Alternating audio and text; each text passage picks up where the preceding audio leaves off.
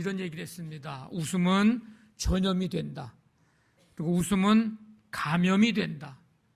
이 둘은 당신의 건강에 좋다. 이런 얘기를 했습니다. 또 헬무트 콜이라고 하는 사람은 웃음은 살 수도 없고 빌릴 수도 없고 도둑질할 수도 없는 것이다. 쇼펜하우어는 이렇게 말합니다. 만일 이 세상이 눈물의 골짜기라고 하면 미소는 거기에 뜨는 무지개다. 호프라고 하는 사람은 이렇게 말합니다. 웃음은 능력이고 활력의 증거다. 그래서 동료에게 사랑받고 고객에게 사랑받고 주변을 행복하게 만든다.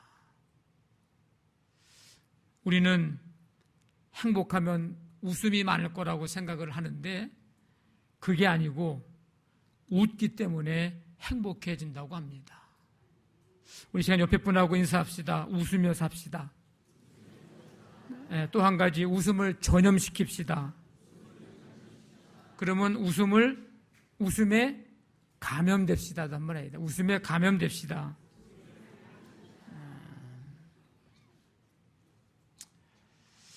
아브라함이 75살에 하나님께로부터 받은 약속이 있습니다.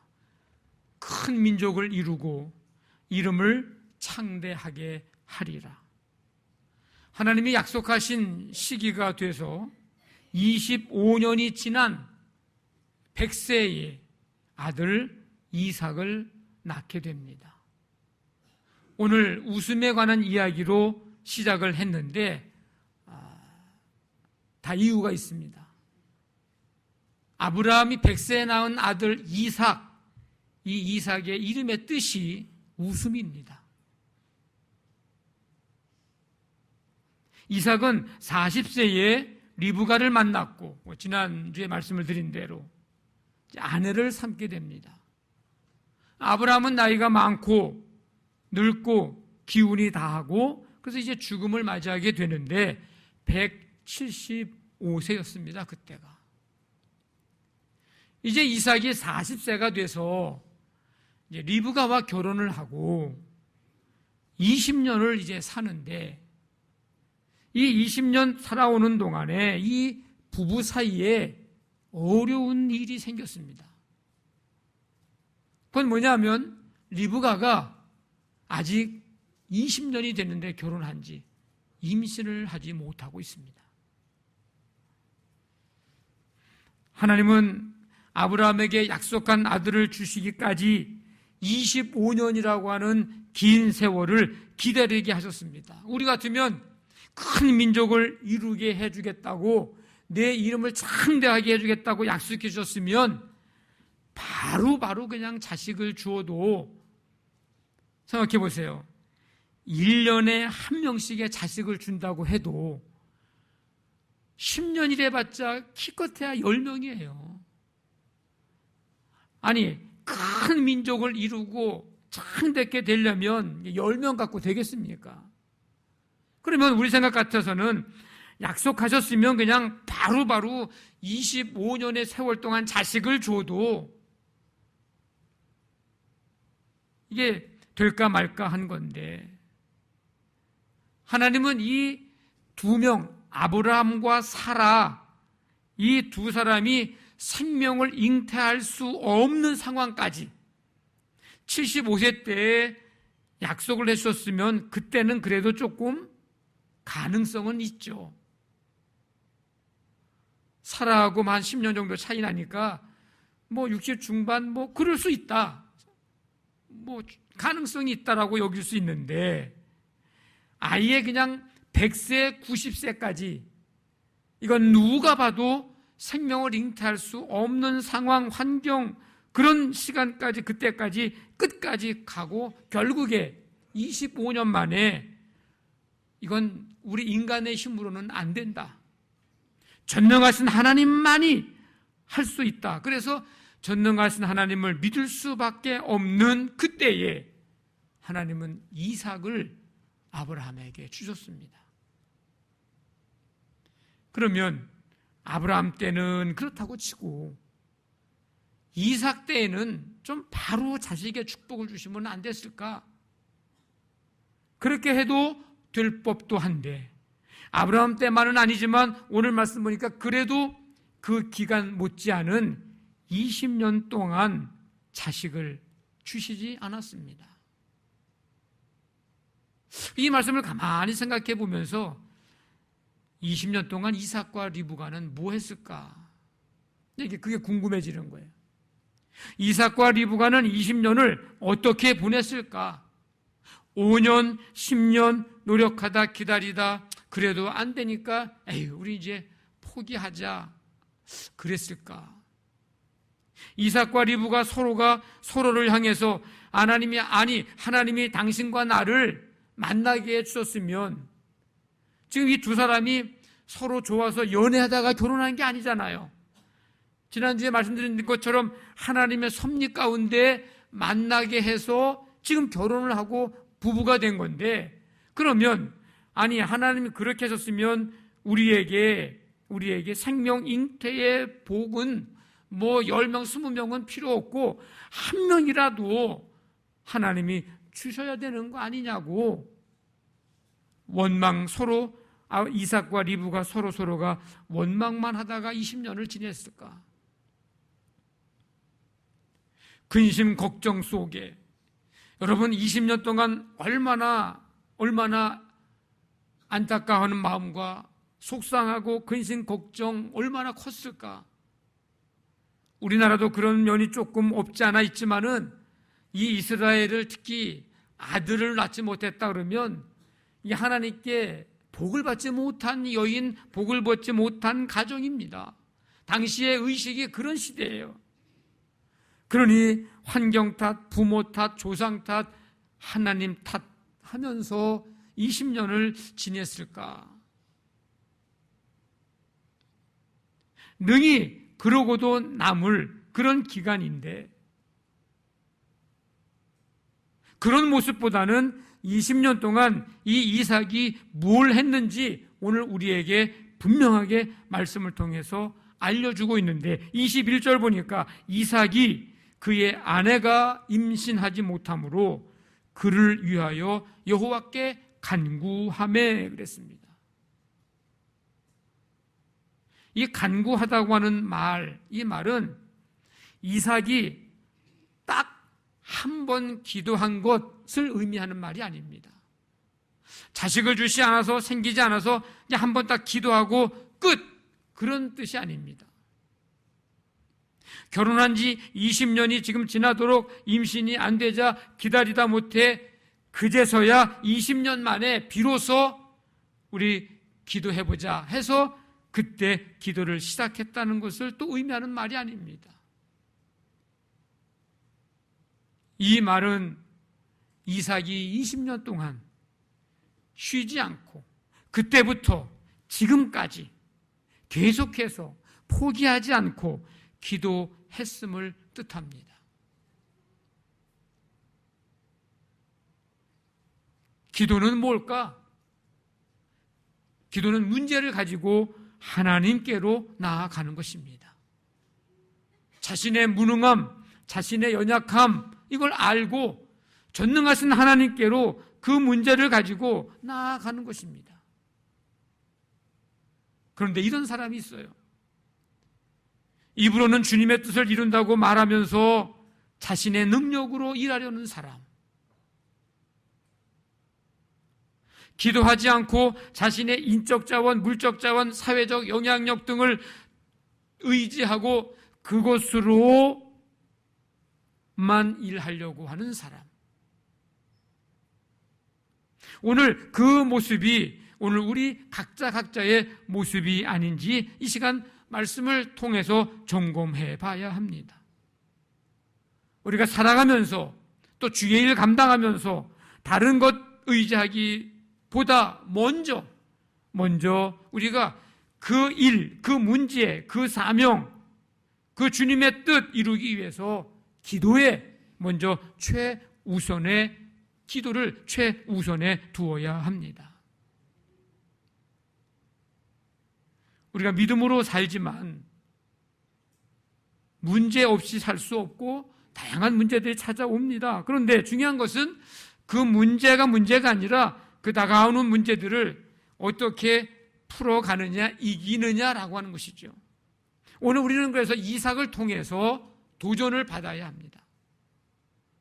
이삭은 사람의 힘으로 어쩔 수 없는 문제 앞에서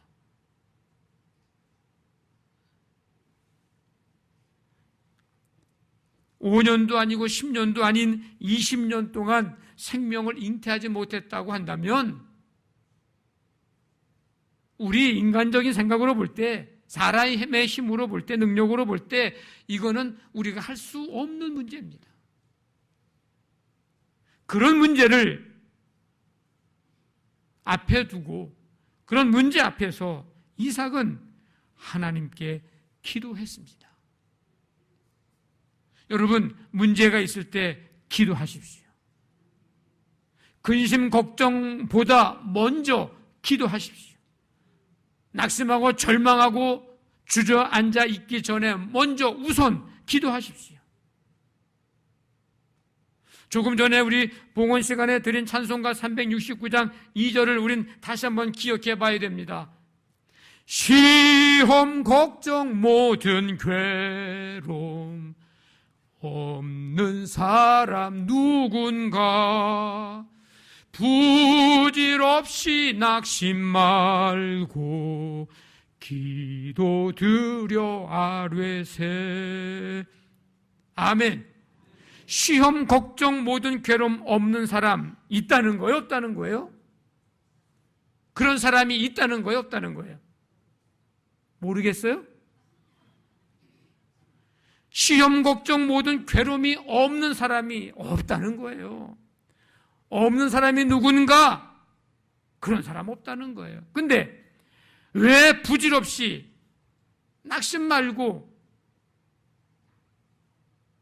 왜 부질없이 낙심만 하고 걱정만 하고 절망만 하고 있느냐는 거예요.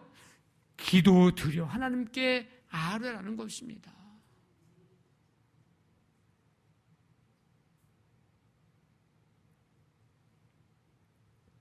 우리가 찬송만 이렇게 부를 게 아니라 이 찬송 가사대로 우리가 믿음의 고백을 드렸다면 시험, 걱정, 괴로운 일이 내게 다가올 때에 그 문제 가지고, 그 시험거리 가지고, 그 걱정거리 가지고 하나님 앞에 나아가 아뢰라, 기도해라.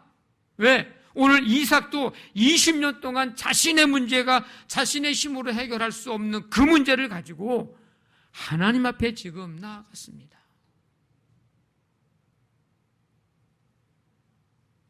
이 리브가와 비슷한 처지에 있는 한 여인을 우리는 기억합니다.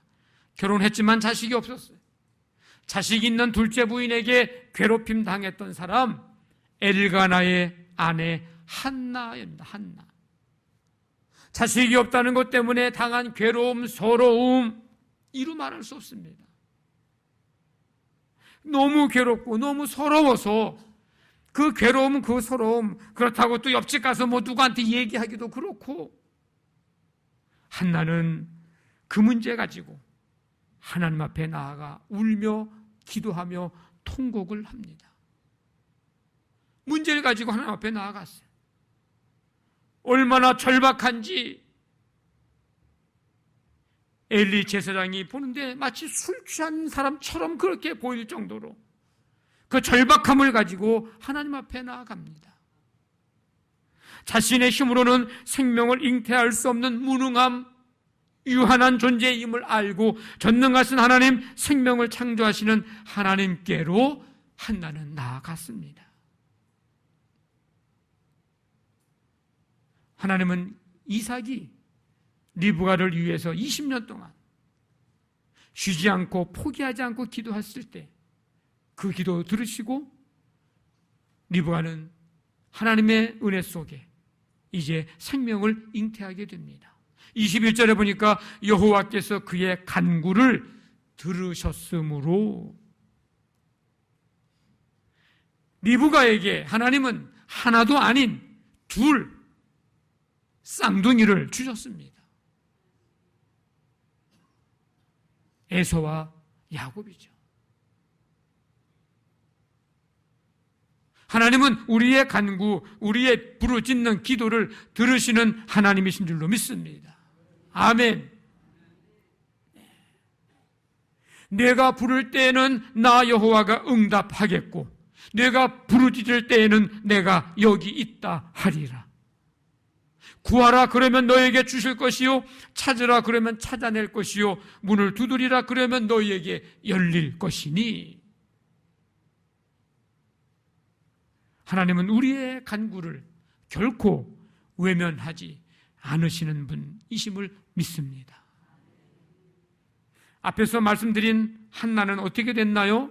그 문제 가지고 하나님 앞에 기도하며 통곡할 때에 하나님께서 응답해 주십니다. 사무엘상 1장 보니까 여호와께서 그를 생각하신지라. remember, 기억하셨다는 거예요. 한나가 임신하고 때가 이름에 아들을 낳아 사무엘이라 이름하였으니 이는 내가 여호와께 그를 구하였다 함이더라. 사무엘의 이름의 뜻은 여호와께 내가 구했다라고 하는 거예요. 기도의 뜻이 담겨 있는 이름입니다. 하나님은 우리의 눈물의 기도를 결코 외면치 않으시고 기억하시는, 생각하시는 분임을 믿으시길 바랍니다. 존 라일이라고 하는 사람은 이런 얘기를 합니다. 기도하지 않는 것은 영적인 중풍병이다. 이렇게 얘기까지 했습니다. 우리가 사지가 건강할지라도 존 라일의 표현대로 기도하지 않는 이런 영적인 중풍병에 우리가 시달리고 그 병에 걸리고 있지는 않은 것인지. 우리가 이 병에 걸리지 않기 위해서 혈압약도 먹고 운동도 하고 좋다는 것은 다 먹으면서 우리가 건강 관리하는 것처럼 우리의 영적인 이 중풍병에 걸리지 않게 하기 위해서는 기도라고 하는 이 하나님의 처방, 이 기도하는 삶을 통해서 우리는 이 영적인 병에 걸리지 않게 되는 것입니다. 기도하지 않으면 아무 일도 나타나지 않습니다.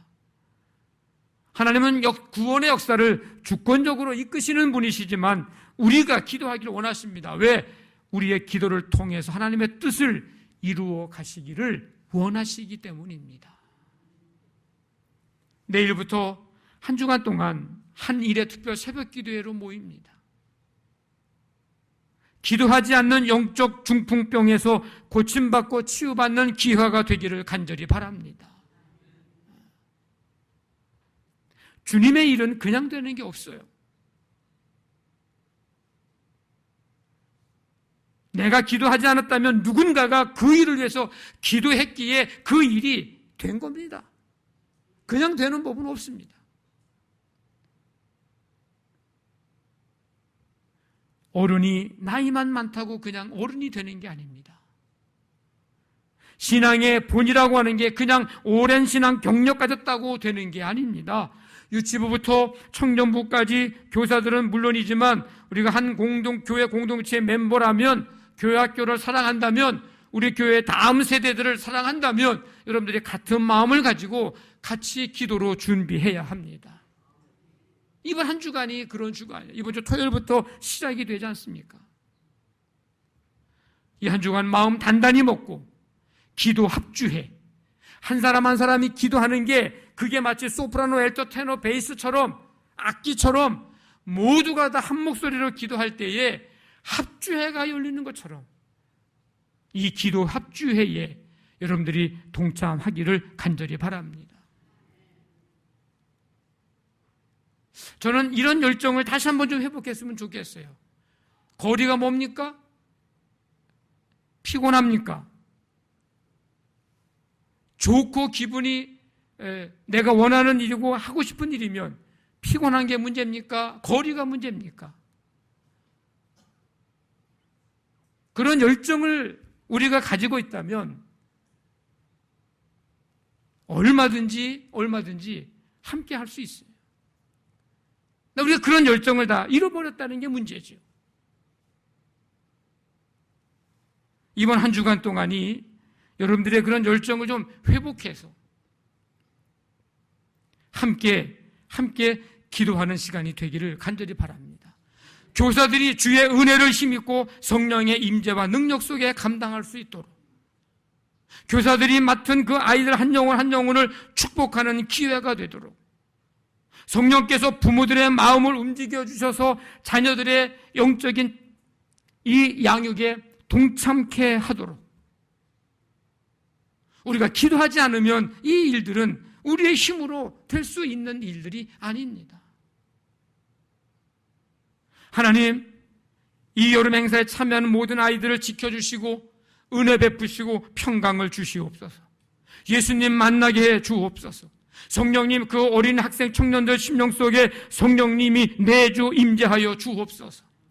하나님의 말씀이 저들의 머리와 가슴과 영혼에 새겨지게 하여 주옵소서. 주님, 저들과 함께 평생 동행해 주옵소서. 우리가 이 다음 세대들을 위해서, 교사들을 위해서 기도해야 할 제목들이 너무나도 많습니다. 이런 기도 제목뿐만 아니라 여러분 개개인의 삶 속에서 기도로 풀어야 할 것들을 한 주간 동안 집중적으로 기도하면서 그 문제들을 여러분 해결하기를 원합니다. 이삭의 쉬지 않고 들은 기도를 들으신 하나님, 한나의 간절한 기도, 눈물의 기도를 들으신 하나님, 한 주간 새벽을 깨우며 기도할 때에 그 기도를 들으시고 역사하실 줄로 믿습니다. 오늘 말씀을 통해서 우리가 특별히 기억해야 할 것이 하나 있습니다. 우리가 기도할 때에 육체의 유익 대신 영적인 유익을 위해서 구하시기를 바랍니다. 이삭의 기도를 들으신 하나님께서 에서와 야곱, 쌍둥이 이 두 아들을 주셨습니다. 이 두 아들이 이제 자라겠죠. 장성합니다. 에서는 익숙한 사냥꾼이 돼서 주로 들에서 많이 지내고, 야곱은 조용한 성격의 사람이라 주로 이제 집 안에서 장막에서 지내게 됩니다.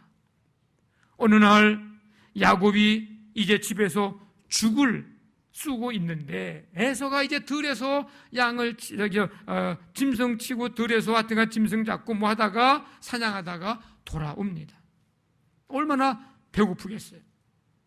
또 얼마나 피곤했겠어요? 와보니까 야곱이 죽을 쓰고 있네요. 그래서 야곱아, 내가 피곤하니 그 붉은 것을 내가 먹게 하라, 야곱에게 얘기합니다. 그랬더니 야곱이 형이면 그냥 배고프냐고 그러면 얼른 그냥 주워서 먹게 하면 좋은데, 야곱의 마음속에는 영적인 축복, 하나님의 이 영적인 유익, 이것에 대한 사모함이 그에게는 간절했어요. 그래서 형의 장자의 명분을 오늘 내게 팔라고 형에게 제안을 합니다. 에서는 야곱의 제안을 받아들여서 남도 아니고 동생인데 떡과 팥죽의 장자의 명분을 팝니다. 32절에 보니까 내가 죽게 되었으니 이 장자의 명분이 내게 무엇이 유익하리요? 피곤하고 배가 몹시 고파 눈앞에 보이는 팥죽 한 그릇이 얼마나 이게 크게 보이는지 에서의 눈에. 그래서 제가 가만히 생각해 봤어요. 아니 그래도 그렇지, 아니 어떻게 장자의 명분, 장자의 권리와 떡과 팥죽과 맞바꾸냐고요. 좀 제정신이 있는 사람인가 하는 생각이 들어갑니다. 이스라엘의 장자는요, 다른 형제들보다요 유산을요 2배 주게 돼 있어요. 그리고 장자가 아무나 됩니까? 아무나 되는 게 아니에요. 되고 싶다고 되는 게 아니거든요. 그래서 가만히 제가 생각해 봤습니다. 왜 이 에서는 이 장자의 명분 권리와 이 떡과 팥죽과 이걸 바꿨을까? 아마 에서는 속으로 이 장자의 권리를 내가 야곱에게 그래 너 가져라 뭐 이렇게 얘기를 해도 다른 사람들이 야곱이 장자야 이 집에 그렇게 인정받는 게 아니라고 안일하게 생각한 것이 아닐까. 그냥 그래 그렇게 하자 그러고서 팥죽 그냥 먹고 싶은 마음에 그래도 장자라고 사람들은 내가 장자라고 인정하겠지라고 하는 아니란 생각을 가진 것은 아닌가 생각을 하게 되고, 또 한 가지는 장자에 대한 애착심과 자부심이 없었던 것으로 보입니다. 이게 얼마나 귀중한 것인지, 얼마나 이 권리가 큰 것인지, 이것에 대한 귀중함, 자부심, 이것에 대한 생각이 에서에게는 없었던 것으로 보입니다. 내가 죽으면 죽었지, 굶어 죽으면 죽었지, 내가 장자의 명분은 내가 팔지 않는다, 이 정도는 돼야 되는 건데, 차라리 우리 같으면 그냥 냉수 그냥 몇 그릇 퍼먹고서 말 텐데 떡과 팥죽과 바꿔버리고 말았어요. 또 한 가지 생각해 보는데, 눈에 보이지도 않고 이게 장자의 권리라는 거 이거 언제 써먹을지도 모르는 인 건데 지금 무슨 쓸모가 있겠냐. 그래서 한마디로 에서는 34절의 끝부분에 있는 말씀처럼 장자의 명분을 어떻게 여겼다라고요? 가볍게 여겼다. 장자의 명분을 너무 쉽게 생각한 거예요.